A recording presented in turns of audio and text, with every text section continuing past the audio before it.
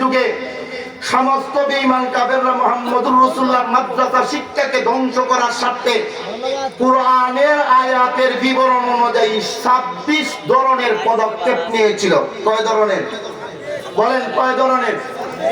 26 ধরনের পদক্ষেপের এক পদক্ষেপে আন-নাযরু ফি গায়াতিল মাকসুদ। শুনুন, এই ঘটনা জীবনে শুনেন নাই, আজকে বুঝা দেন মাদ্রাসা বানায় কারা আর মাদ্রাসায় বিরোধিতা করে কেডা, কোরআন দিয়ে বুঝা দেন।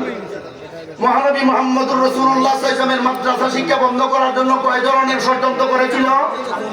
কয় ধরনের? 26 ধরনের ষড়যন্ত্রের এক ষড়যন্ত্র উল্লেখ করে আন-নাযরু ফি গায়াতিল মাকসুদ ফি ইফতিদাতিল ইয়াহুদ নামক গ্রন্থের 176 নম্বর পৃষ্ঠা থেকে 88 নম্বর পৃষ্ঠা পর্যন্ত লম্বা একটা ঘটনা আনেছেন। ওই ঘটনাটাই সাফওয়াতুত তাফাসিরের 2 নম্বর খণ্ডের সূরা কলমের প্রারম্ভিক 16 নম্বর আয়াত, প্রথম 16 আয়াতে তাফসীরের শানে নজির উল্লেখ করেছেন। পাশাপাশি আল্লামা শফি রাহমাতুল্লাহি আলাইহি তাফসীরে মারিফুল কোরআনের সূরা কলমের প্রারম্ভিক 16 আয়াতের তাফসীরে একই ঘটনা এনেছেন। ঘটনা হইল সমস্ত আরব দুনিয়ার বেঈমান কাফেররা সকল প্রকারের ষড়যন্ত্র করে যখন মুহাম্মদুর রাসূলুল্লাহর মাদ্রাসা শিক্ষা বন্ধ করতে পারে না, বাধ্য হইয়া সিদ্ধান্ত নিল আন্তর্জাতিক আদালত ওয়ার্ল্ড সুপ্রিম কোর্ট দারুন নাদওয়া থেকে সিদ্ধান্ত দেওয়া হইল মুহাম্মদের মাদ্রাসার মাহফিলে যাইয়া, মুহাম্মদের মাদ্রাসায় যাইয়া এমন কিছু প্রশ্ন করো যেই প্রশ্নের জবাব মুহাম্মদ দিতে পারবে না, এই সূত্রে মাদ্রাসা মসজিদ সব বন্ধ করে দিবা, মাহফিলও বন্ধ করে দিবা। মুহাম্মদ রাসূলুল্লাহর দরবারে গেছে কয়জন?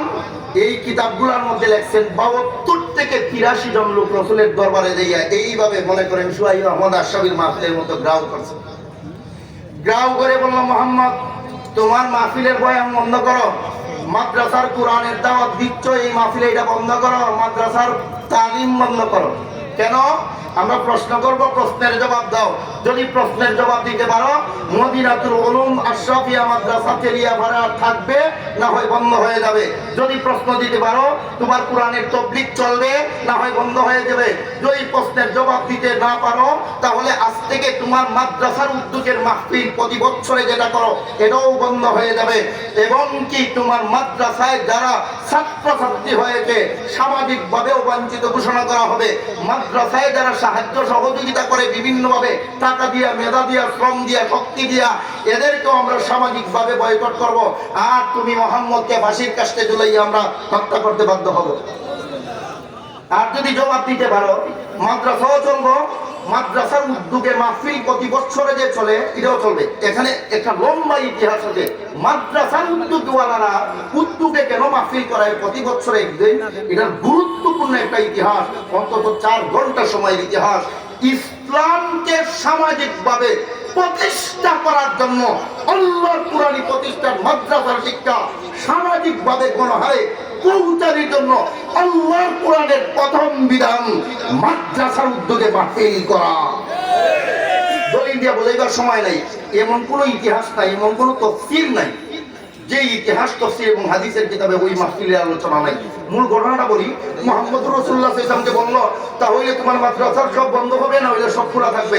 আল্লাহ রাসূল বলেন, আচ্ছা বলো তো তোমাদের সেই প্রশ্নটা কি? তারা কয়, ভালো করে শুনেন, বলতেছে মুহাম্মদ এই যে দেখছো চতুর্দিকে আমরা দাঁড়াইছি তোমার মাহফিলে, আমরা আরবের সর্বোচ্চ পর্যায়ের 72 জন, গণনায় মতান্তরে 83 জন আমরা যে দাঁড়াইছি, আমাদের সমস্ত আরব দুনিয়া, ভালো করে শুনেন, সমস্ত আরব দুনিয়া সর্বোচ্চ পর্যায়ের নেতা, এর চেয়ে বড় নেতা নাই। সমস্ত আরব দুনিয়া সবচাইতে বড় শিল্পপতি, এর চেয়ে বড় শিল্পপতি নাই। সমস্ত আরব দুনিয়ার সবচাইতে বড় প্রশাসনিক ক্ষমতাধর, তার উপরে প্রশাসনিক ক্ষমতার কারণ নাই। সমস্ত আরব দুনিয়ার সর্বোচ্চ পর্যায়ের অর্থ সম্পদের মালিক, এর চেয়ে বেশি টাকাওয়ালা কেউ নাই। সমস্ত আরব দুনিয়ার সর্বোচ্চ পর্যায়ের ধন সম্পদের মালিক, এর চেয়ে বড় ধন সম্পদওয়ালা আর কেউ নাই। এ মুহাম্মদ তুমি বলে দাও, এত এত ডিগ্রি আর গুণে গুণান্বিত মহান ব্যক্তি আমাদের সাথে নিয়ে আইছি উনারে। এই লোকের জন্মের ব্যাপারে সমস্ত আরব দুনিয়া 2 ভাগে বিভক্ত। এক দলের দাবি হইল তার মা তাকে বৈধ বাবার দ্বারা জন্ম দিছে, দিছে, আর আরেক দলের দাবি হইল তার মা তাকে বৈধভাবে নয় অবৈধভাবে জন্ম দিছে। তুমি এর জবাব দাও, বৈধ না অবৈধ? মুহাম্মদ রাসূলুল্লাহকে কেন প্রশ্ন করলো? এর জবাবে ইতিহাসের কিতাবে 6 কারণ লেখছেন। কেন করছে? 1 নম্বর কারণ, এই লোকটা মুহাম্মদ রাসূলুল্লাহর চেয়ে 25 বছরের বড়। 2 নম্বর কারণ, ঘটনার জন্মের সময় রাসূল হাদির নাদির ছিলেন না। 3 নম্বর কারণ, রাসূল তার মা নয়। 4 নম্বর কারণ, মুহাম্মদ রাসূলুল্লাহ তার মার গর্ভের পাহারাদার ফেরেশতা নয়। 5 নম্বর কারণ, মুহাম্মদ রাসূলুল্লাহ আল্লাহ নয়, কোন সূত্রেই বলতে পারবে না। এই কারণে প্রশ্ন করছে। উপস্থিত সকল শ্রোতা বন্ধুরা যখন মাথা নিচে, রসুলও মাথা নিচে, প্রশ্নের জবাব দিতে পারলে সব চলবে, না হয় সব বন্ধ হয়ে যাবে। এমন সময় আল্লাহ তার পবিত্র কোরআনের সূরা কলমের 1 থেকে 16 পর্যন্ত আয়াতগুলো নাযিল করে আল্লাহ জানাই দিলেন উতুল্লিম বাদা যালিকা যানিম। রসুল সবগুলো আয়াত তেলাওয়াত করতে করতে যখন ওই আয়াতে গেলেন উতুল্লিম বাদা যালিকা যানিম, চতুর্দিকে যে দাঁড়াইছিল, যে যেখানে দাঁড়াইছিল সবটি যার যার পথে দৌড়ছে। কেন বললো? এর কারণ হইল, আয়াতের অর্থ হইল যার জন্মের ব্যাপারে প্রশ্ন করা হয়েছে হে রাসূল আপনি বইলা দেন এর মা তারে রাখাল দিয়া জন্ম দিছে, এর বাপরে দিয়া জন্ম দিছে না। এই ঘটনা যখন আল্লাহ দিয়া জানাই দিলেন উতুল্লিম বাদা যালিকা যানিম, সবই দৌড় দিছে। দৌড় দিলে কেন? তাফসীরের কিতাবে লেখছেন এরা দৌড় দেওয়ার কারণ হইল, হায় রে যেই নেতা এসে বন্ধ করতে এরা যদি জন্মের সময় হয় তাড়াতাড়ি দৌড় দে, না হইলে আমাদের জন্মের খবর কোরআনের আয়াত নাযিল হইয়া প্রমাণ হয়ে যাবে। এখন নেতা গেছে দৌড় দিয়ে বাড়িতে, বাড়িতে গিয়ে মারি দিঘায় আমার কিভাবে জন্ম দিছ? কয় যেভাবে জন্ম দিছে তুই জানোস না? বুড়া হইয়া গেছ, তোর সন্তানের সন্তানগুলো বুড়া হইয়া গেছে। কয় হ্যাঁ ঠিক আছে, বুড়া তো হয়েছি, সত্যিকার আমার কিভাবে জন্ম দিছ? কয় তোর বাপ দিয়ে। কয় অসম্ভব, গেছিলাম মুহাম্মদের মাদ্রাসা বন্ধ করতে, গেছিলাম মুহাম্মদের মাহফিল বন্ধ করতে, গেছিলাম তাবলীগ বন্ধ করতে, গেছিলাম বন্ধ করতে, আর মুহাম্মদের আল্লাহ কোরআনের আয়াত না দেখবে জন্মের দরজা খুলে দিছে। কিভাবে জন্ম দিছ? মায় কয় সত্য কথা কইলে কি করবি? কয় সত্য কথা কইলে তোরে ছাইড়া দিব, মারবো না, না হয় একক্ষণ জবাই করে দিব। মায়ের বুকের উপরে বসছে, মা কয় বুক থেকে নামছে, দূরে দাঁড়াইছে, তলোয়ার খাপে ঢুকাইছে, মা উঠে বসছে। সাফাতুত তাফসীর এবং ওই কিতাবের মধ্যে যেভাবে ভাষাগুলো লিখছেন ওইভাবে বলতেছি। মা উঠে বলতেছে আমি আরবের সর্বোচ্চ পর্যায়ের সুন্দরী রমণী মহিলা ছিলাম, যেই মাত্র আমার গায়ে যৌবন এসেছে এমন কোন অঙ্গ ছিল না, আমার শরীর যৌবনে ঝলমল করে নেই। আরবের এলিট পার্সন পরিবার থেকে আমার বিয়ের প্রস্তাব আসতে শুরু হইল, আমি কোনো রাজি হই না। এক পর্যায়ে জর্ডানের প্রিন্সের পক্ষ থেকে আমার বিয়ের প্রস্তাব আসলো, জর্ডানের রাজার একমাত্র রাজকুমারের পক্ষ থেকে আমার বিয়ের প্রস্তাব। দিন তারিখ ঠিক, আমিও রাজি, বাবাও রাজি, দিন তারিখ ঠিক। ইতিমধ্যে আরবে 2টা আন্তর্জাতিক বাণিজ্য মেলা হয়, একটা হইল উকাদ আর একটা হইল মাসান্না। আমি আমার আব্বারে বললাম আব্বা উকাদের আন্তর্জাতিক বাণিজ্য মেলা চলতেছে, আমার বিয়ে হইলে জর্ডানে চলে যাব, হতে পারে জীবনের মরণের আগে আর কোনোদিন আন্তর্জাতিক বাণিজ্য মেলায় আসতে পারবো না, আমার নিয়ে যান একটু মেলা দেখাইতে। আমার দরখাস্ত মঞ্জুর করে আব্বা নিয়ে গেছে মেলা দেখাইতে। মেলা স্টল গুলো দেখতেছিলাম, এমত অবস্থায় আমার যে বিয়া করছে তোর বাপ, হে আসিল আন্তর্জাতিক ব্যবসায়ী, তার স্টলে যাও মাত্র আমার দেখা পাগল গেছে বিয়া করতো। আরবের চিরাচরিত লোকদের অভ্যাস অনুযায়ী তলোয়ার খাপ থেকে বাহির করে কয় আমার বাপরে বিয়া যদি না দেন, আরবের প্রিন্সের জর্ডানের প্রিন্সের বিয়া বাপ দিয়া এখন বাপ বেটি দুর্গার মাথা উড়াই দিব। আমার বাপ আমার জীবন, আমার বাবার জীবন রক্তার্থে তোর বাবার সাথে বিয়া করাই দিল। বিয়া হইল, বিয়া করে লিয়ে আইছে তোর বাবার বাড়ি, এই বাড়িতে আমার লিয়ে আইছে আইনিয়া বাবারে কয়েকদিন সময় দেওয়া শুরু করছে। এখন দেখি না আমার শরীর চাহিদা পূরণ করতে পারে না, কোনোভাবে কষ্ট করে চালাইছে, আমারে বুঝ দিয়া দিছে শারীরিক ভাবে। যাই হোক কয়েকদিন যাওয়ার পরে এখন তোর বাবার একটা রূপ ধরা পাইছে, এটারে বলে শারীরিক দোষ, এটা বাংলা ভাষায় আমি বলার চেষ্টা করতেছি না। এমন এক রূপ ধরা খাইছে আমার শারীরিক চাহিদা পূরণ করতে পারবে না। এই লজ্জা দেখার জন্য চলে গেল ব্যবসার নাম দিয়া সিরিয়ায় গেছে 2 বছরে। আমি যে বিয়া বই আইলাম, আমার যে শরীরের একটা জ্বালা আছে এটা মিলাইবো কার কাছে? তোর বাবা তো এই মেশিন দিয়া পারবে না। তখন আমার এক চিন্তা আসলো, দ্বিতীয় চিন্তা, তোর বাবার পানি তো আমার গর্ভ পর্যন্ত পৌঁছাইতে পারবে না, সে তো কাপুরুষ, তার তো ধনভঙ্গের সমস্যা। আমি এই 2 চিন্তায় আমাদের বাড়ির পাশে রাখালি করতো, উট ভেড়া গাদা রাখালি করতো। ওই গাদা রাখালের সাথে আমার প্রেম পরকীয়ার সম্পর্ক হইলো। পরকীয়ার সম্পর্ক হওয়ার পরে ওই গাদা আমাদের বাড়িতে আসা যাওয়া করলো। তোর বাপ তো 2 বছরে লাগিয়ে হয়ে রয়েছে এই দেশে, আমার মজা কিভাবে মিটাবো? ওই গাদা রাখালে দিয়ে আমার মজা মিটাইছিলাম, আর ওই মজা মিটানোর সময় যে ভানিটা আমার ভিতরে গেছে এই ভানি দিয়া তোর জন্ম হয়েছে। ঘটনা বলার পরে বলি তার মারে ছাইয়া চলে গেল পাহাড়ের জীবনে। আর মানুষের সমাজে থাকবে না। বনবাস, ডাইরেক্ট বনবাসে চলে গেছে। বনবাসে যাওয়ার পর ওইখানে মারা গেল। হিংস্র জানোয়ারগুলা কাল্লা সেখানে হেসে খেয়েছে, কোনো মানুষ তার দাফন করে নাই। আপনাদের প্রশ্ন হইল, এমন একটা যার সন্তানের ঘটনা আল্লাহ তার পবিত্র কোরআনের আয়াত বানাইয়া কোরআনের 2 মলাটার ভিতরে ঢুকাইলেন কেন? এর জবাবে তাফসীরের কিতাবের মধ্যে উল্লেখ করেছেন, কিয়ামত পর্যন্ত আল্লাহ এই শিক্ষাটা দেওয়ার জন্য, ওই কিয়ামত পর্যন্ত আগত দুনিয়াবাসীরা ভালো করে জানিয়ে রাখো, আমার নবী হলেন কিয়ামত পর্যন্ত সমস্ত জগতের নবী, সমস্ত মানব দানবের নবী। আমার নবীর ইন্তেকালের মাধ্যমে আমি আল্লাহ দুনিয়া থেকে রওজায় নিয়ে যাব। রওজায় চলে যাওয়ার পর মুহাম্মদুর রাসূলুল্লাহর দায়িত্ব আদায় করবেন নায়েবে নবী ওয়ারাসাতুল আম্বিয়া, হক্কানি উলামায়ে কেরাম। আমার নবীর যত কাজ ছিল নায়েবে নবীর যত কাজ, আমার নবীর কাজ ছিল মাদ্রাসা চালানো, নায়েবে নবীর কাজ হইল মাদ্রাসা চালানো। আমার নবীর কাজ ছিল ওয়াজ তাফসীর করা, নায়েবে নবীর কাজ হইল ওয়াজ তাফসীর করা।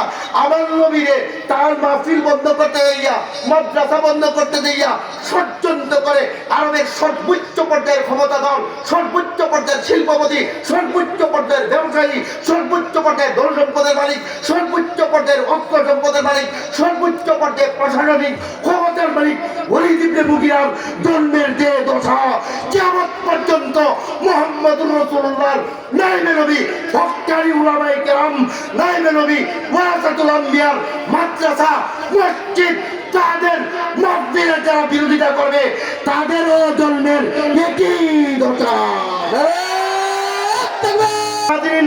ভালো করে জেনে রাখুন, এই আয়াত পবিত্র কোরআনের সূরা কলমের 14 নম্বর আয়াত। আল্লাহ বলেন, উতুল্লিম বাদা যালিকা যালিন, সাবধান, রাসূলের মাদ্রাসার অনুসরণে মাদ্রাসা হবে, বিরোধিতা করো না, যদি করো জন্মের দোষ। কিসের দোষ? জন্মের দোষ। সাবধান, জন্মের দোষ, বিরোধিতা করো না। এই মাদ্রাসার প্রতিষ্ঠাতা মুহতামিম গাদিয়ে দ্বীন মুজাহিদে ইসলাম, প্রখ্যাত মুফাসসিরে কোরআন, হাজারো লক্ষ কোটি যুবকের হৃদয়ের স্পন্দন মাওলানা কারি সোহাইব আহমদ আশরাফি এই মাদ্রাসার সম্পর্ক বাংলাদেশের সমস্ত মাদ্রাসার মূলের মাদ্রাসা, হাটাদারি মাদ্রাসা, হাটাদারি মাদ্রাসার সম্পর্কের মূলের মাদ্রাসা, বসিরিয়া মাদ্রাসা, বসিরিয়া মাদ্রাসার মূলের মাদ্রাসা, সেই জিজ্ঞাবাড়ি মাদ্রাসা, জিজ্ঞাবাড়ি মাদ্রাসার মূলের মাদ্রাসা, ইসলামপুরের মাদ্রাসা, ইসলামপুরের সেই চিশতির মাদ্রাসার মূলের মাদ্রাসা, তাঁতিবাজারের মাদ্রাসা, তাঁতিবাজারের মূলের মাদ্রাসা, শেখ সরবুদ্দিন আবু তাওয়ার মাদ্রাসা, শেখ সরবুদ্দিন আবু তাওয়ার মাদ্রাসার মূলের মাদ্রাসা, দারুল উলুম দেওবন্দ মাদ্রাসা, দারুল উলুম দেওবন্দ মাদ্রাসার মূলের মাদ্রাসা, দিল্লির রহিমিয়া মাদ্রাসা, দিল্লির রহিমিয়া মাদ্রাসার মূলের মাদ্রাসা, 1064 খ্রিস্টাব্দে প্রতিষ্ঠিত নিজামিয়া মাদ্রাসা, নিজামিয়া মাদ্রাসার মূলের মাদ্রাসা,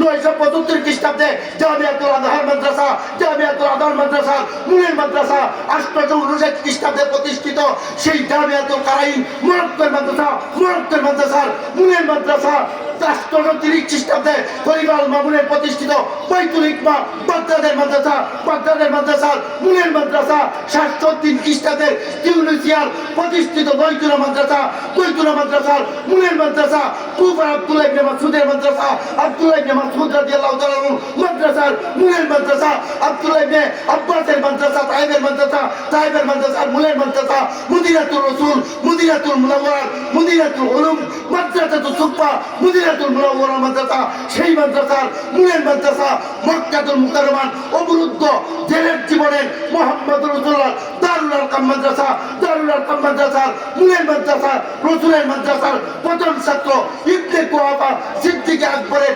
611 খ্রিস্টাব্দের বাইতে আবু বকরের মাদ্রাসা, সেই মাদ্রাসার মূলের মাদ্রাসা, আল্লাহ প্রতিষ্ঠিত কোরআন নাযিলের মাদ্রাসা, নবুয়ত রিসালাতের মাদ্রাসা, রাসূলের শিক্ষকতার মাদ্রাসা, মাদ্রাসাতুন নূর বা মাদ্রাসাতুল হেরা মাদ্রাসা। এই মদিনাতুল মাদ্রাসা, সেই মাদ্রাসার শাখা মাদ্রাসা। আল্লাহ আমাদের সকলকে মরণ পর্যন্ত